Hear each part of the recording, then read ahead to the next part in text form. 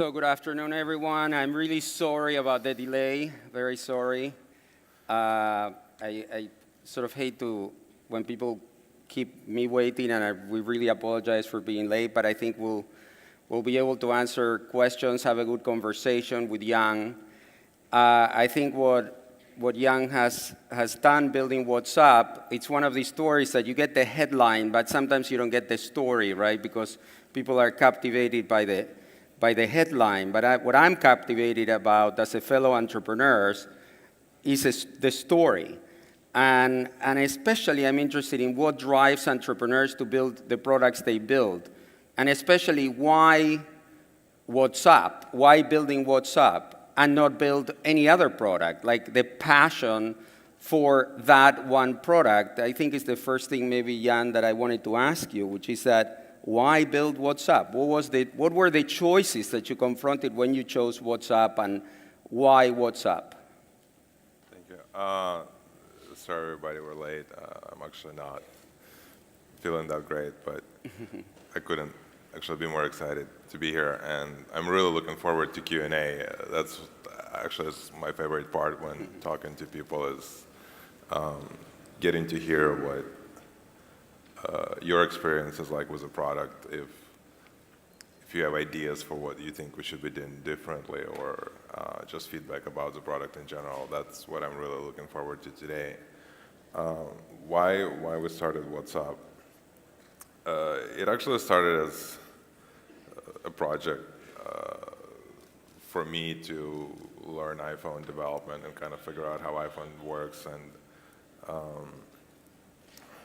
there are many reasons for why it happened. One of them was I really didn't want to get a job, and so I was trying to have all these excuses where I wouldn't have to go and get a real job. And when I bought an iPhone, my very first iPhone, I started kind of building the iPhone SDK, building apps with it, and I'm like, okay, well, I'll just tell people that I'm an iPhone developer, and they'll leave me alone, and my friends can not bug me about getting a job.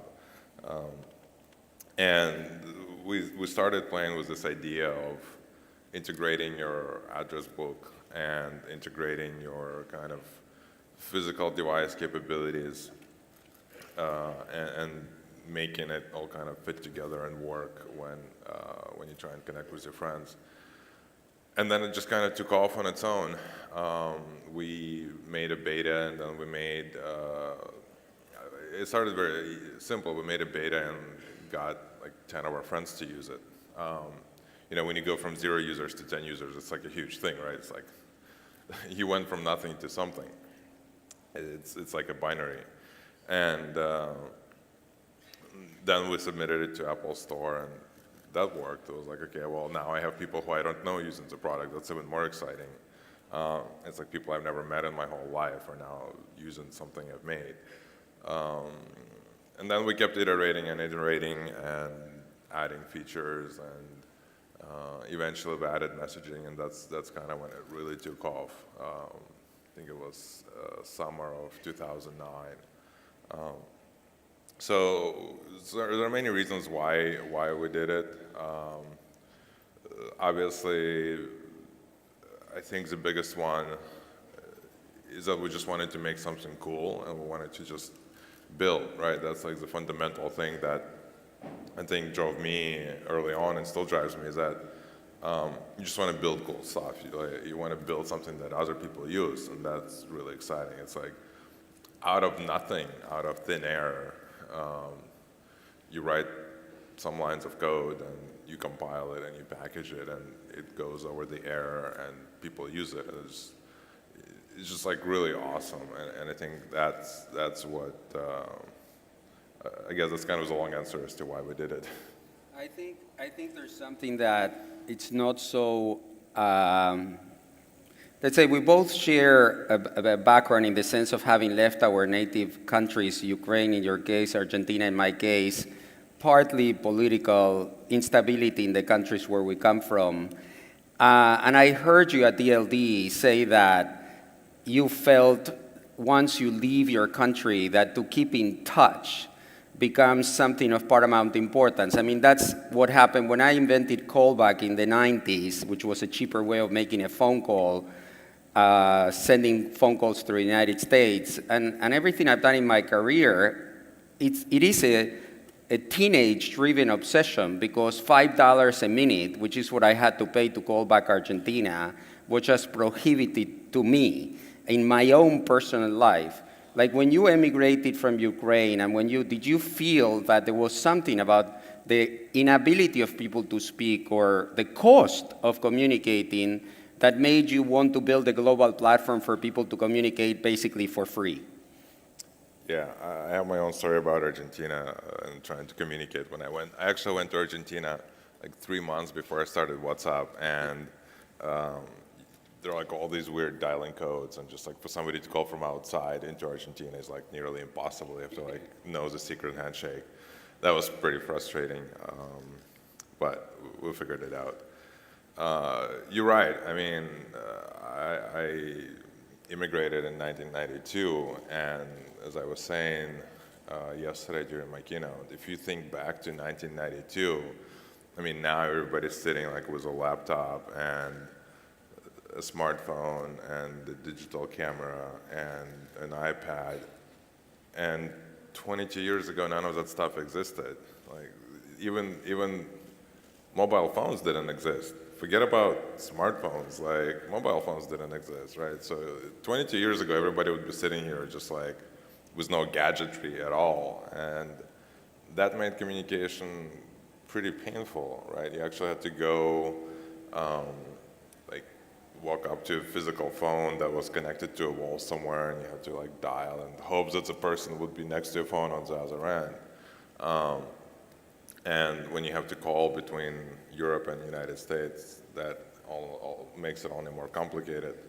So yeah, definitely having challenges of staying in touch early on contributes to how passionate we are about making sure that today people do not have issues when they need to communicate with friends and family.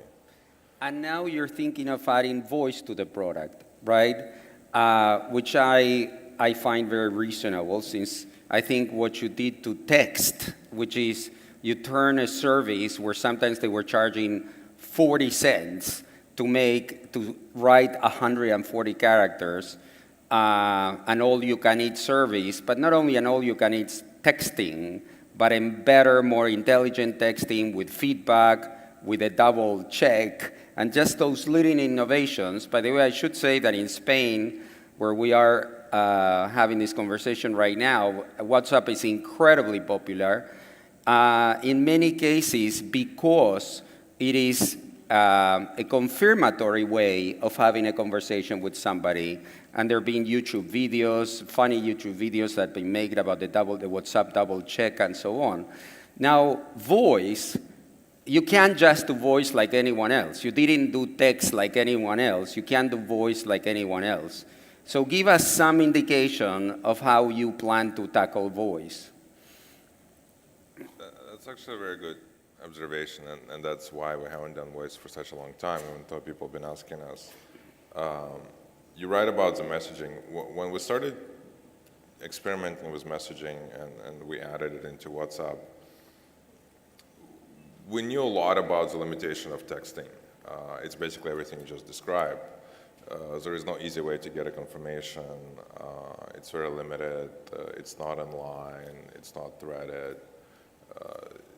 You don't know if the other person is typing, if they're online, if they got the message. And so for us, it wasn't very hard to understand that we can build a better experience. It was a no-brainer, right? Anybody can do it. And a lot of companies have tried and also been fairly successful at it. So for us to build a better SMS was very easy. And that's why we knew that messaging in our product would do really well. You're right with voice. There hasn't been a whole lot of like true innovation in voice. Apple introduced visual voicemail. That was 2007, and that was like the big thing. we actually did something very interesting. We have voice messaging in our application when you can just like record a voice message and send it to somebody. We did something that we thought was really cool where the color of the microphone changes when the other person listens to the voice message. So it changes from like green to blue. And we kind of thought it was cool because on one hand, you know that the person got the voice message, but on the other hand, you also know, well, they just played it, so they heard it, and you know that they actually listened to the content of the message. But you're right, when it comes to voice, there is not a whole lot you can do. It's just bits going over the wire, and this is why we struggled for so long, and this is why it took us a long time to do it, because when we do something, we want to do it better than what exists. We don't want to just say, oh yeah, we also have voice, and just check mark on a product sheet and move on, right? That's not very exciting for us. And we've been researching the voice functionality a lot, and what we've done is actually something really cool. And not to get very technical, but you have different bandwidth capabilities depending on the network, and sometimes you might start a call on your phone.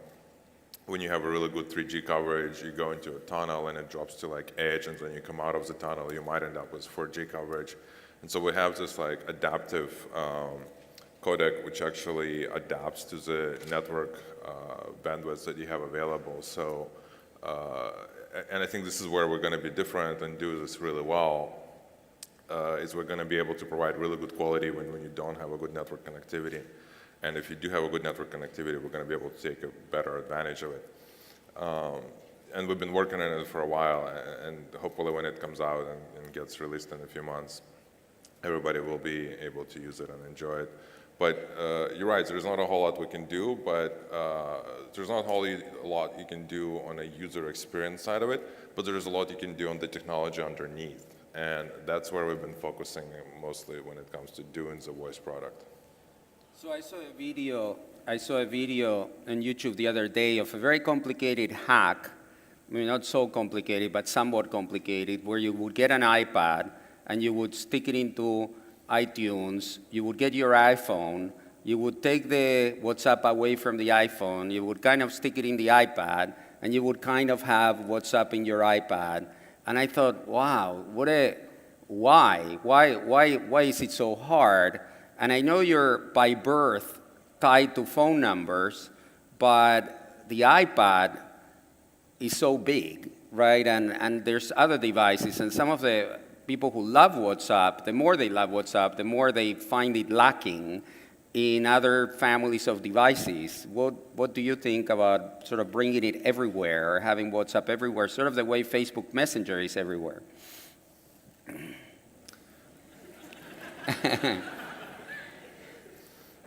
I think we're a little bit more popular than Facebook Messenger. You're a little bit more popular, yes. Well, I think the answer is pretty simple. I actually usually don't go on stage with my phones, but this time I forgot to leave them backstage. The answer is pretty simple. Look at my table.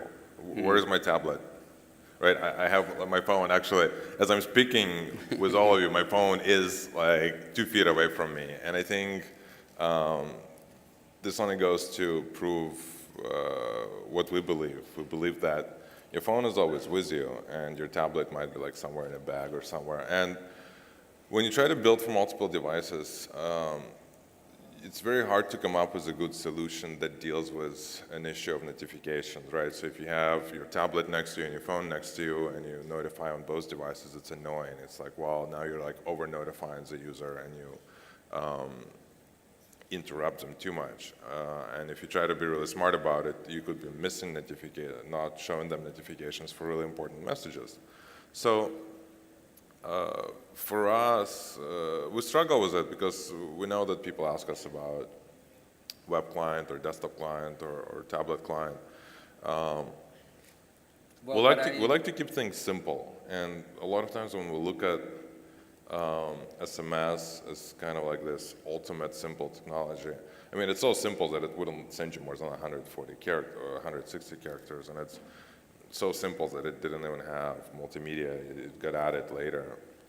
And so we kind of, on one hand, we have a better product, but on the other hand, we respect SMS because it's such a pure, simple technology, and that's what we try to a lot of times emulate in our philosophy and in our product. It's the things that made SMS so successful and so popular is the fact that if I were to SMS you today, forget about iMessage and WhatsApp and Facebook Messenger, on pure SMS level, if I were to send you a message, I know it will go to your phone, and your phone is probably next to you. It's either in your pocket or it's on a table next to you. And that's what we wanted to kind of recreate, that experience of if I send a WhatsApp message, I know it's not going to go to your screen on your computer, or it's not going to go to your tablet. It's going to go to your phone, and your phone is always with you. Yeah, but I can see a different angle to this. I mean, if you think about it, sort of when Zuckerberg did Facebook, it was all on the PC, and he was kind of caught by surprise, then he caught up with mobile, right? And he had to make a transition to mobile.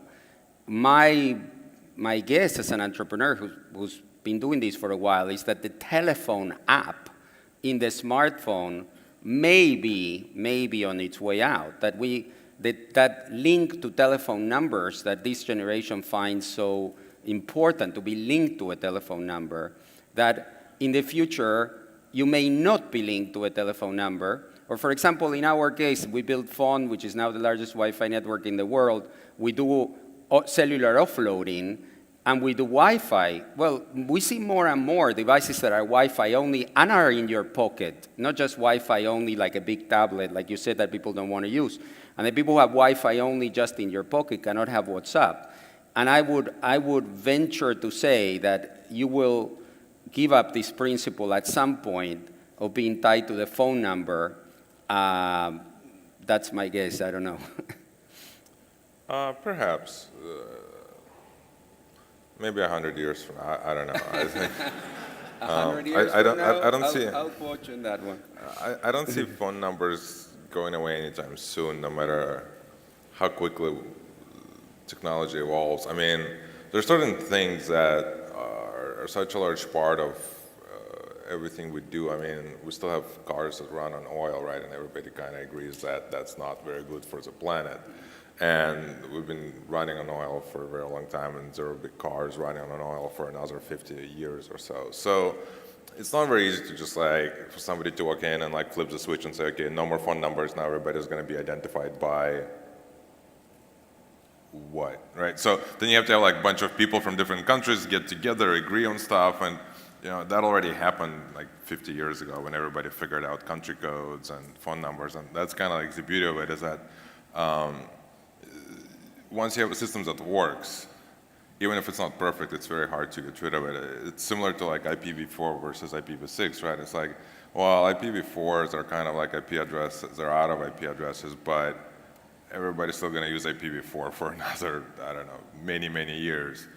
And so you're right, eventually we're gonna get rid of IPv4 and it's gonna be replaced with IPv6, and we're gonna get rid of oil cars that are driven by oil, and everything's going to be electric or solar or whatever. And eventually phone numbers will get replaced with something else that we don't even know what it's going to be. But all of that takes a very long time, right? It's not going to be 10 years or 20 years. It's going to be 50 to, I don't know, many more years. I guess Facebook has a different approach. They think the Facebook identity is a very important part of your life. What I was thinking that it's going to be interesting, because Mark said that you guys will remain independent, and it sounds like you will remain independent, just like Instagram remained pretty independent, which is great. But there's one issue I'd like you to address that it is in the mind of a lot of people around the world, probably more outside the USA, where people are more concerned about the NSA and spying and security and safety, and they see Facebook.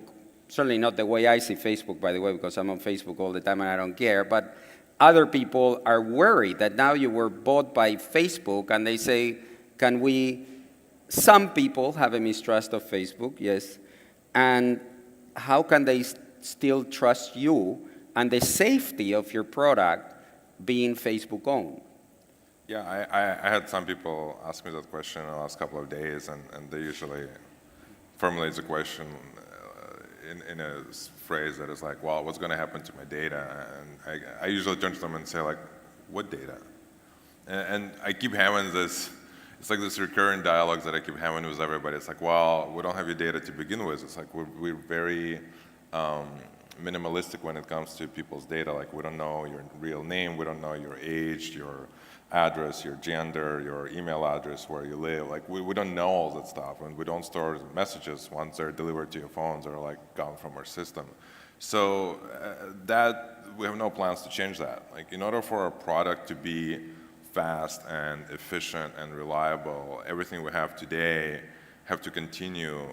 Like we've been pretty successful, and we've gotten to 465-ish million users, monthly million active users, because we have this philosophy of being very minimalistic with our product, and even things like bandwidth efficiency, right? All of that matters when it comes to people's data, and like, we have no plans to change it, because when you do something that is successful, you don't want to just say, oh, okay, we've been doing something and it's been working well for us, but screw that, we're going to go do something else. It's like, you don't do that. So there are no plans to do any kind of integrations or any kind of additional stuff that has to do with data. What we've been doing historically, we're going to continue to do, which is try to know as little about our customers as possible. That's kind of our goal.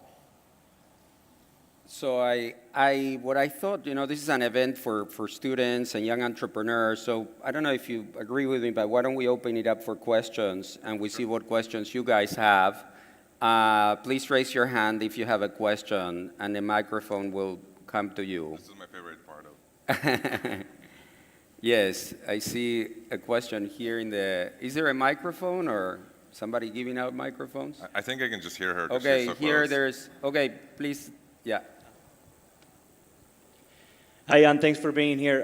We met about a year ago when ESA came to the Valley, and we met in your offices, and you spoke passionately at that time about this philosophy of charging for a service, what you think it's worth.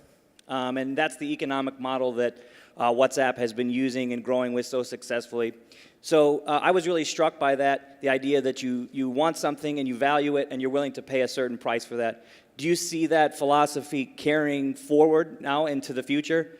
Is that something that'll be sustainable as you go forward? Absolutely.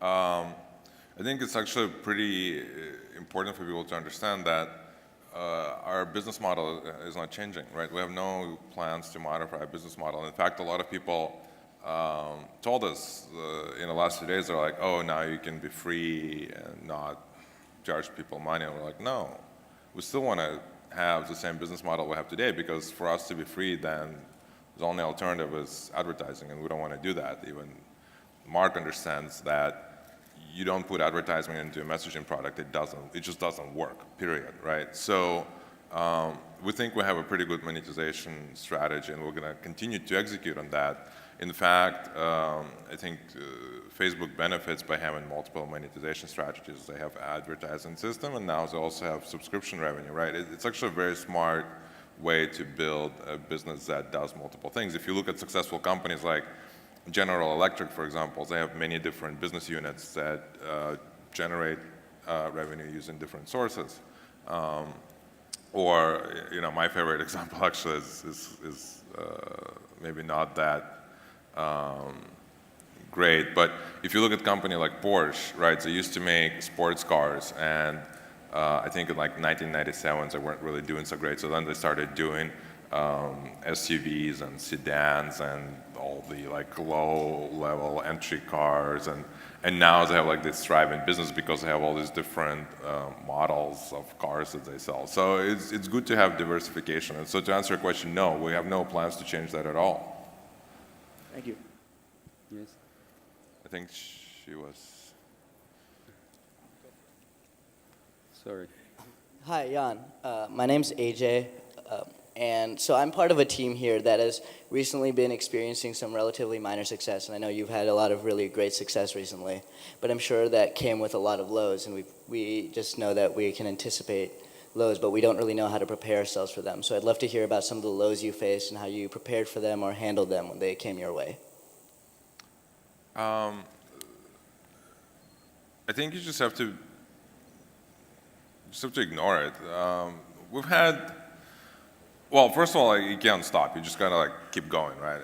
It's like it doesn't matter what happens around you, even if there's like a World War III breaks out. You just like it doesn't matter to you. You just kind of keep going on your own mission.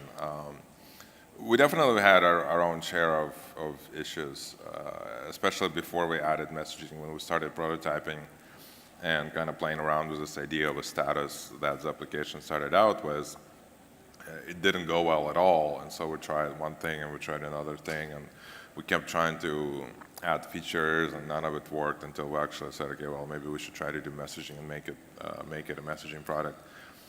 I think the most important thing is that you just don't quit. You just kind of like keep going and trying and trying and trying. And I think that's the only way to kind of get through it.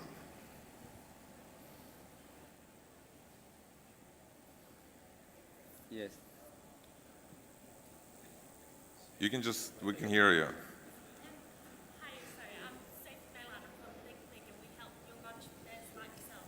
And I was just wondering how important you think it is for us to teach digital skills to young people so that they can become entrepreneurs like you. Should I repeat the question for everybody? So it's how important it is to teach digital skills to young people so they can become entrepreneurs.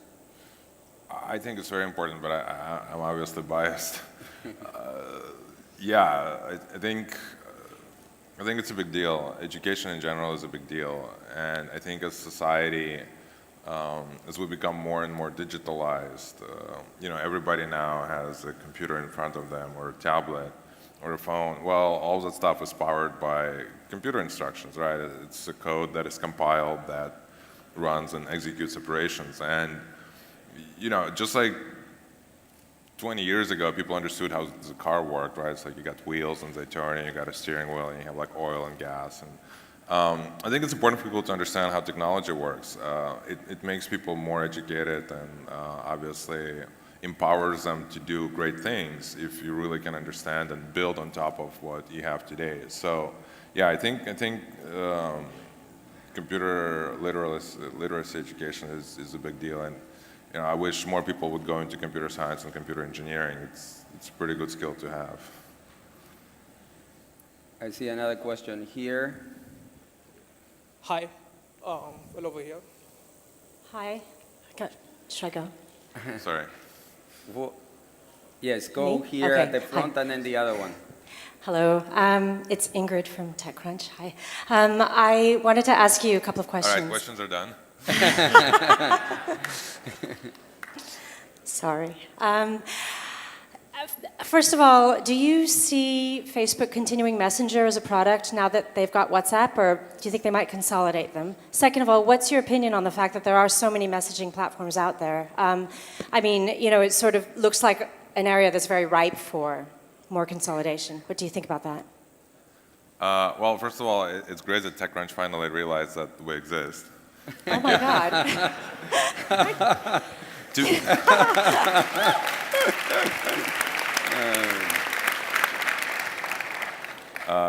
I won't get into that right now.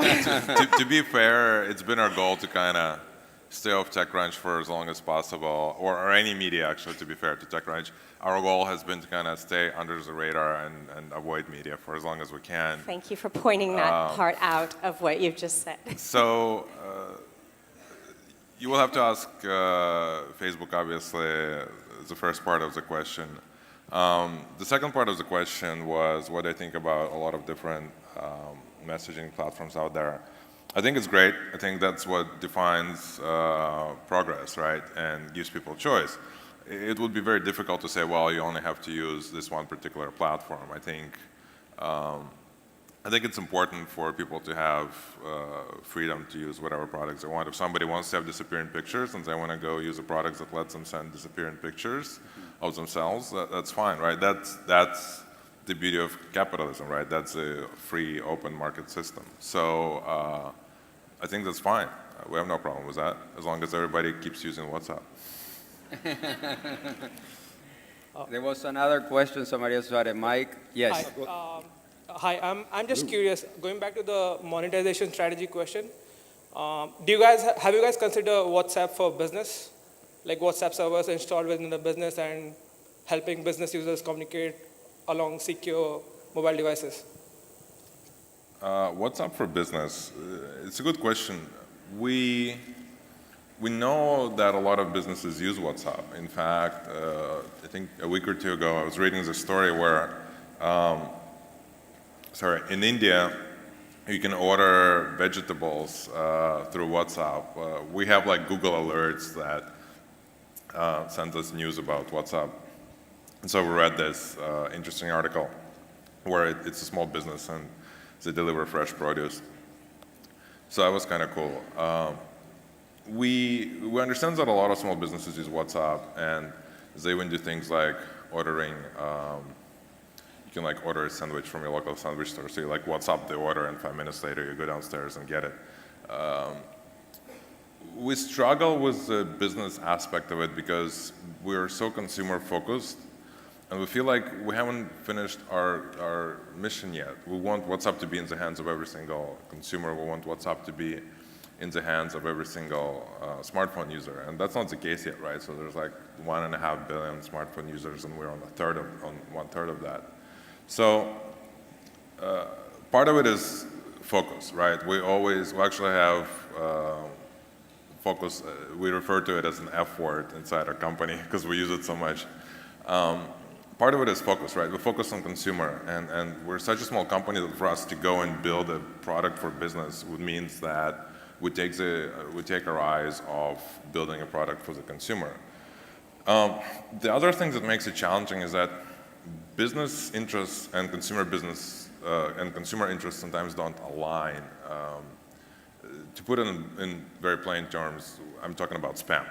So I don't know about you, but I personally hate spam. And the problem is when you let businesses onto your network, most of them are probably going to be okay, but even 5% of businesses that end up spamming your population or your network will create a lot of issues and a lot of problems. What is that? So, we struggle with it because of spam. I'm like fascinated by that thing. We struggle with it. No, you can keep it. It's fine. We struggle with it because of spam, right? We don't want businesses to kind of join the WhatsApp network and then spam all of our users with promotions for sandwiches or produce ordering or stuff like that. So it's something we discuss internally. We just haven't found a good solution to deal with it yet. Okay. One question. Should we do one more and finish? Hello? No, Mark. Hi, so you say that your strategy is to stay on mobile phones and with phone numbers. And also, you've got a strategy around messaging and around voice as well. And to me, that seems to be on a collision course with network operators. So, for instance, I've got Virgin Mobile from the UK. When I'm data roaming in Spain, they block WhatsApp. Can't use it on their data roaming services. So my question is, if you are on a collision course with network operators, or maybe you think you're not, how does that play out, and what do you think the outcome will be, and how do you think you're going to be blocked by them, or do you think you'll be able to do deals with them? Well, first of all, I think you probably need to get a new mobile operator if WhatsApp is not working on I it. totally agree with that. I'm changing when I get back. Good. We actually have a really good relationship with carriers, believe it or not. We have done some really amazing deals in the past, and what we actually help carriers do is drive data usage on their network. We hear stories of people in developing countries who kind of walk in through the door and they buy a smartphone, and the first thing they say is, I want a data plan because I want to use WhatsApp to keep with my relatives in other parts of the world. And so we all know that the world is going to data, right? I was actually talking about it yesterday, where we feel that 5 years from now, 10 years from now, while you're still probably going to have a phone number, you're going to be using way more data than you're using today. You already do. Everything that happens on your smartphone that is not a phone call is basically data. Facebook, Google, Twitter, Instagram, WhatsApp. You download a movie, you watch a video on YouTube. It's all basically bits and bytes, right? It's ones and zeros. That's basically all that this is about. And so we work a lot with carriers to kind of drive the data plans adoption throughout the world. And we've done some really amazing deals. We actually have a roaming deal with a carrier in Hong Kong, and we're doing more of those. And as I mentioned yesterday, we're going to be doing a deal with E+ in Germany that we're really excited about that is going to launch in a few months. So we actually have this very symbiotic relationship with a lot of carriers who understand that the future is actually going to be all about data. Hi, Jan, it's Patrick. I'm here. Okay. Okay. I have actually two questions. First question, a little bit towards Amrat's question. In my company, we still use BlackBerry and BlackBerry Messenger because they consider it as a very secure device. So do you have also like aims to focus this, let's say, serious business market for secure text messaging? And my second question was actually, what happened last Saturday? What happened last Saturday is we had a network issue that got resolved fairly quickly, but the network issue caused some of our backend servers to not recover correctly because they lost network connectivity and they couldn't connect to each other. And when they were connecting back to each other, they were kind of like this weird state where we had to shut everything down and then bring everything back up. It's kind of like stopping an engine on a plane that is up in the air and then starting the engine back up. It's kind of like one of those things. And I think the last time we had to do it was probably 3 years ago because the way our infrastructure is set up, we actually use this thing called Erlang. I don't know how many people here even know what it is. Who here knows what Erlang is, except you guys who work at WhatsApp? So yeah, somebody's very excited about Erlang there in the back. It's like one hand goes up.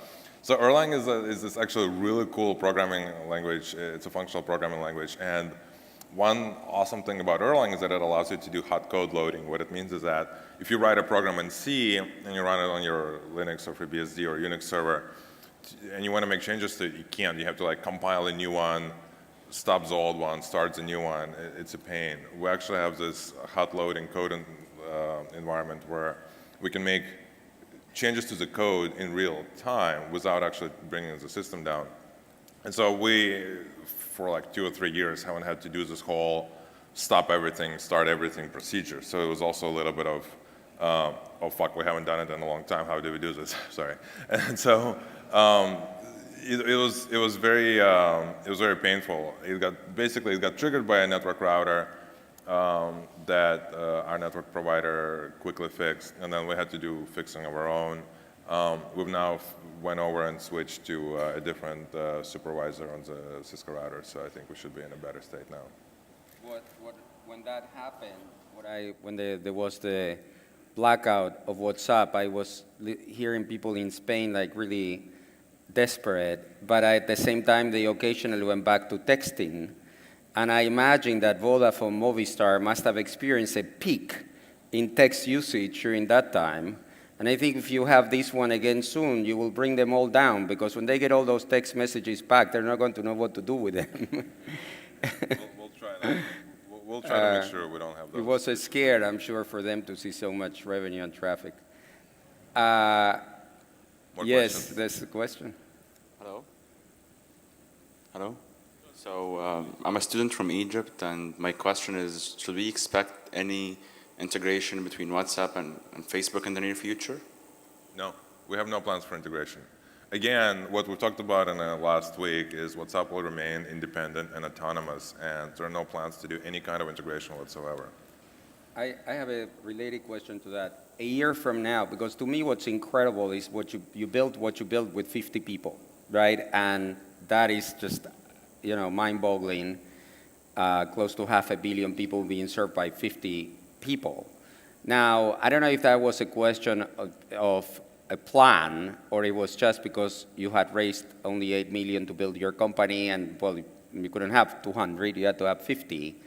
Now, being in a better situation, because you have grown, because you're charging, and because you're part of Facebook, what would you say, a year from now, how many people will work at WhatsApp?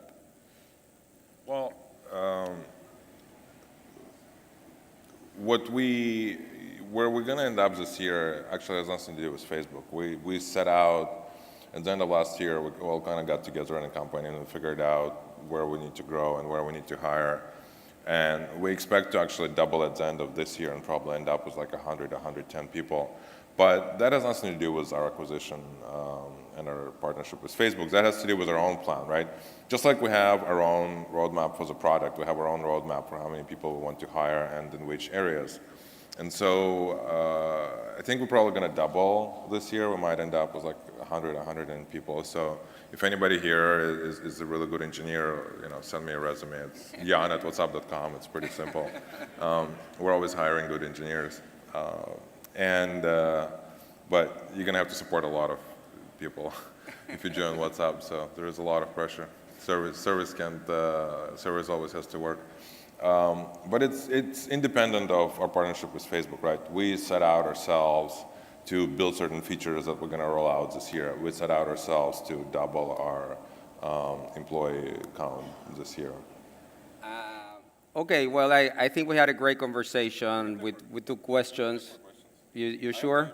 I want to say that Jan wasn't feeling well before they started, so something fantastic has happened. So we'll take more questions. All the way in the back, maybe, to change the... Okay, well, I mean, just to get more diversity. You got to stand up when you got the mic. Huh? I always like to try everyone to participate. No, you don't need to. You're standing up. That's fine. Okay, so it was interesting that meanwhile, all of your competitors, such as WeChat and Line, are adding many more features to their messaging apps.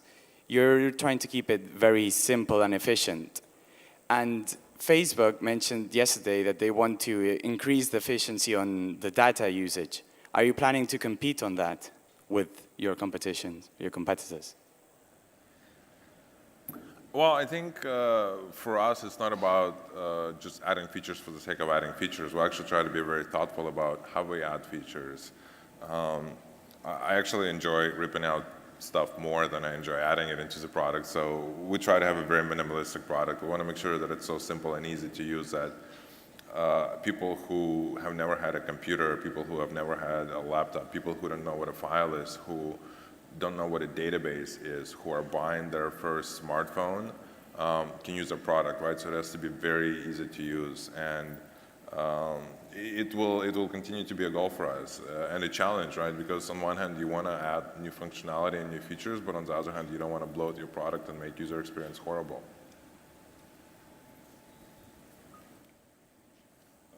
Hi, I had a question over here, and I was wondering if your platform was ever going to be more video chat format, kind of like FaceTime or Skype.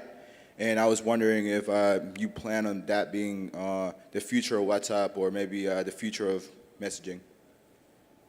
Well, I think we're evolving as a product, and this year will evolve from being a pure messenger to something that also lets you do telephone calls. So you will see us evolve into kind of WhatsApp as a communication platform where people can obviously make calls and message.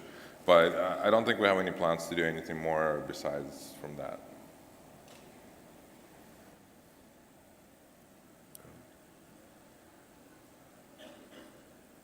Hi, I'm Asier. Try again. Try again. Hi, I'm Asier. I would like to know if WhatsApp, after having open source platforms so much boost at the moment like Telegram, if WhatsApp is planning to become open source. No plans. Why? Spam. Open source, why? Why is WhatsApp not open source and is not trying to look forward to be an open source platform? A lot of times open source also means open network, and they kind of go hand in hand together. And I think for us, we really care about user experience, and we don't want people to get messages that they shouldn't be getting from spammers, right? That's like our number one thing that so far we've been really good at, and that's what makes our network successful, is that we care a lot about people not getting spam. And every time you do something that is open, which is a lot of times great for the internet, right? Like email is open, but think about how much spam you get in email and how much scam and abuse and fraud you get through email, right? You get like all these phishing scams that happen through email, right? We don't want that stuff to happen on WhatsApp.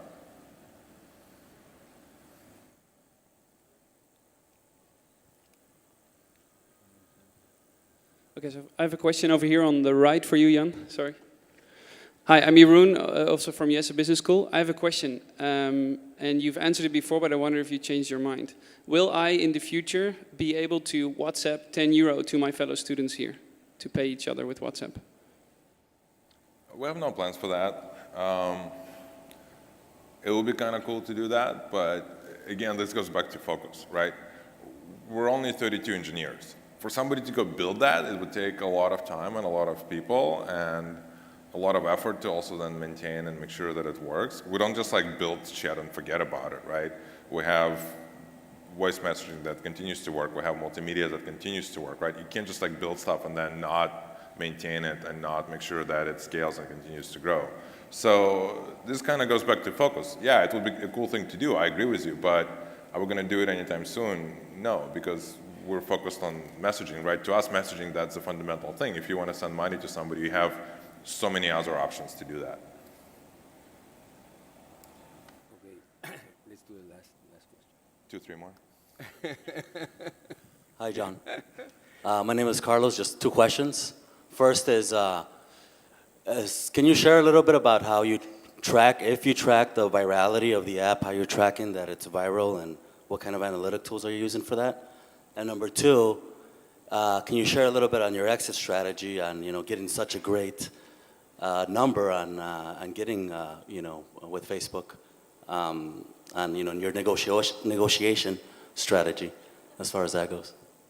Yeah, we have no tracking of virality whatsoever, which a lot of times puzzles people. Like we have all of these tell a friend features where you can invite a friend to join the network through SMS or through mail. And if you look at a lot of our competitors, like they do it through a website that redirects and they track. Like we don't do any of that stuff. And a lot of times people ask us like, why do you not do that? And we're like, well, why do we want to do that? Like what difference does it make? If somebody invites a friend, they invite a friend. If somebody doesn't invite a friend, they don't invite. It's so binary to us that we have no interest in knowing how it all works. It's just like they either perform the action or they don't perform the action. So that doesn't really interest us at all. Like we have no interest in tracking virality of the app. We know that it's viral.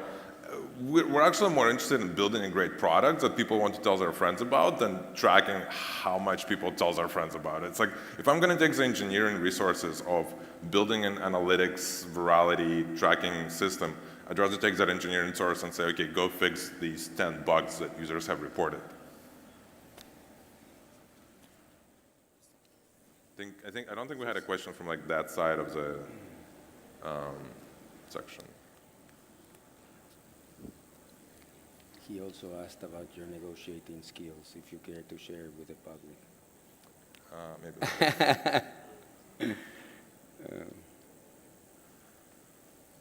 Hi, Jan. The guy here. Do you think that WhatsApp would have been possible without Erlang? Probably, but it will be more painful. We kind of stumbled Erlang by accident, but it turned out to be one of the better engineering decisions we have made in probably our lifetime. It works really well, and it just kind of fits and does everything we need it to do. And it scales amazingly well. Like if you have multiple cores on your box, it just kind of goes to like, oh, you have 32 cores? Oh, okay, I'm going to work on all 32 and distribute the load equally well. It's like amazing. I'll announce that these people do. Yeah.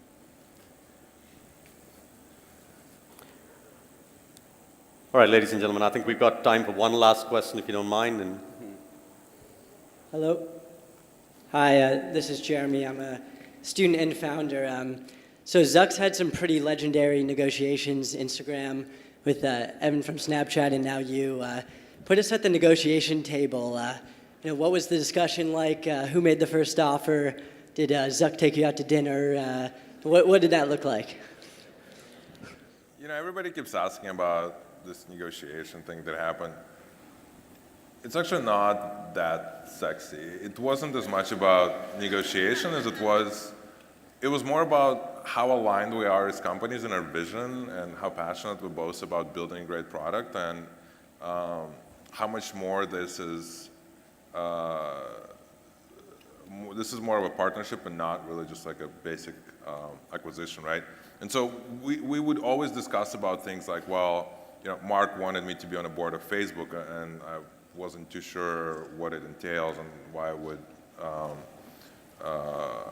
I can contribute. And he's like, well, this to me means that we would be partners in this. Or we would talk about how WhatsApp would stay autonomous and independent, and how we would continue to be in our building in Mountain View and not move to Menlo campus that they have. And so, we would mostly talk about actually things that would make sure that WhatsApp continues to be successful and to grow, and everything else was kind of secondary after that.